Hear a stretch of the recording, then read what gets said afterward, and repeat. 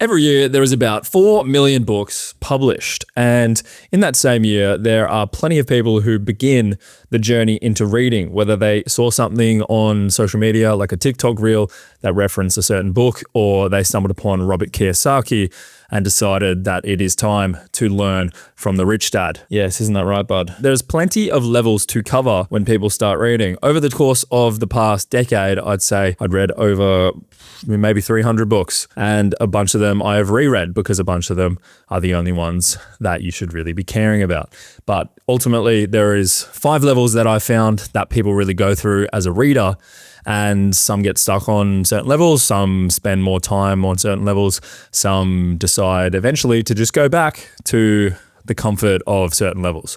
But without further ado, we're going to get into them. Level 1 being the honeymoon hustle book era. And this is, as I referenced before, when people start reading, it's usually because of a reference from a friend or a recommendation they've seen online, or something that just sparked the curiosity that all of a sudden I want to change my life. There is usually some sort of catalyst. And for me, I know that the catalyst was like, I want to push myself to go from point A to point B.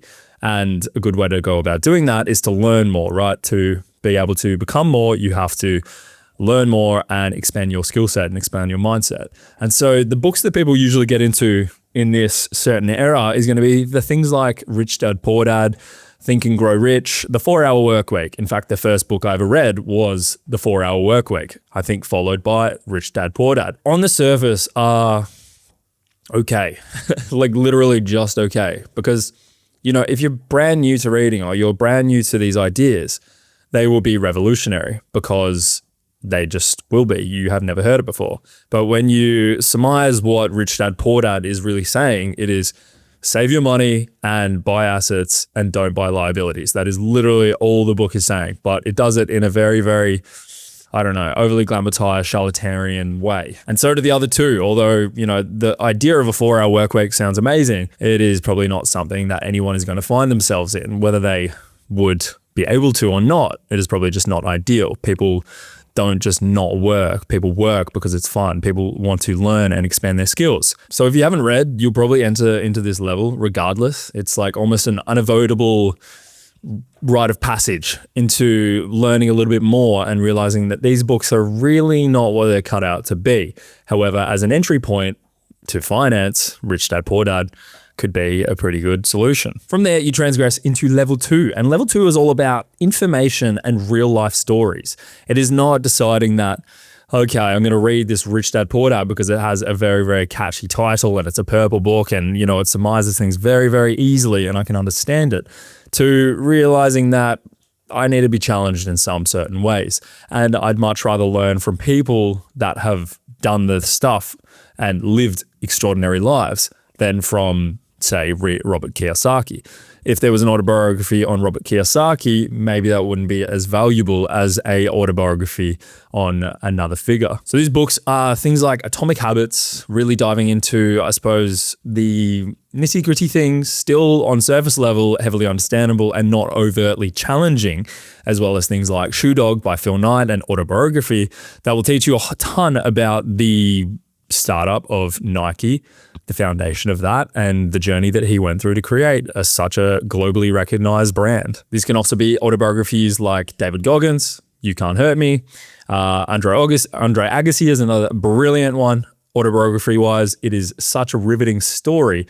And I think there's a lot of takeaways from his story, just in the sense of not being an amazing athlete, but also just living life. From there, we transgress to level 3. Now, level 3 is all about heavy frameworks and human nature. This level is where you realize that all the books I've been reading, they all come back to one thing, and that is human nature, in a sense. Everything, every problem that you face is usually going to be, to some degree, to do with human psychology or human nature or mental states, all this type of stuff. And so a good book for this is The Laws of Human Nature by Robert Greene, Deep Work by Cal Newport, Principles by Raoul Dalio, and Influence by Robert Cialdini, a very heavily understandable psychological book that touches on principles that are implemented in things like marketing and influence, effectively, which is what the book is called. Now, this is where you're reaching for little tidbits of information that can really transgress into your own professional life.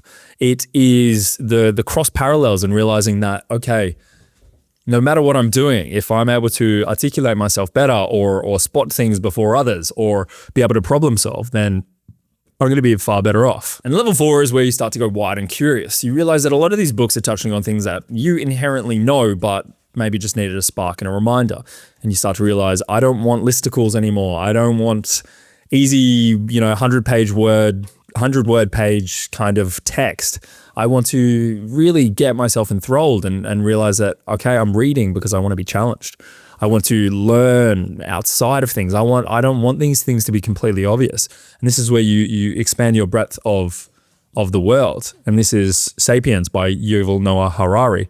These are things like The Lessons of History by Will and Ariel Durant. These are also touching on things like, I suppose, more basic principles like reading things from Emerson or reading things from Jung, expanding your philosophical and psychological base. Maybe even a bit of Ernest Hemingway, if you please.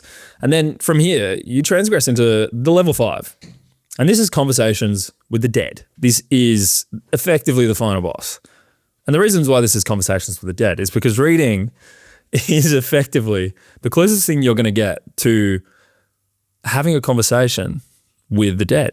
You're basically bringing them back in the form of words and their ideas. And you got to think about it with the context.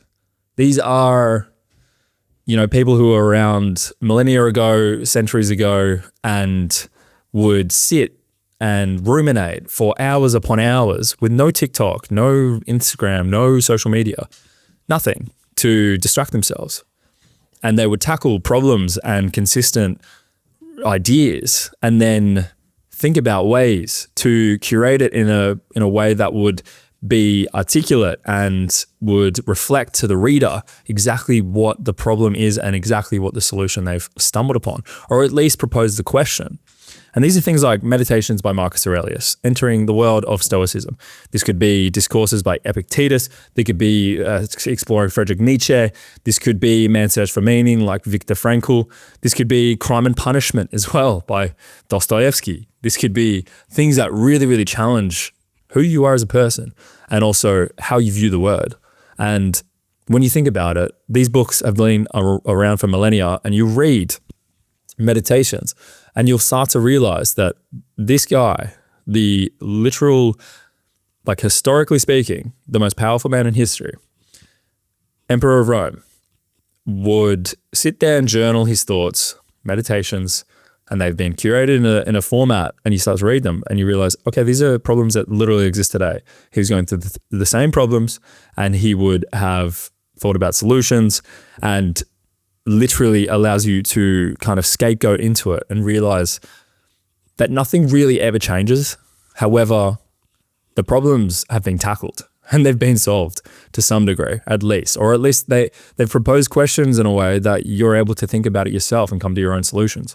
And that is why going back to the bread and butter of it, instead of the rumination and the conciseness of, I suppose, today's novels that take these ideas from Stoicism or from the ancients or from philosophical icons and dilute it down to being something so simple and not really challenging, you start to think that if you can get there, if you can go back to the classics and drudge through, because sometimes it's a challenging read. Reading as a whole is it's an exciting journey. And if you're someone who just likes to stick to novels, then so be it. I'm sure you'll gain some insightful insights from that. But if you want to just skip to level 5, I would just start challenging yourself with the ancient Stoic philosophers like Socrates or Nietzsche even or Plato, whatever it might be. Just get around it.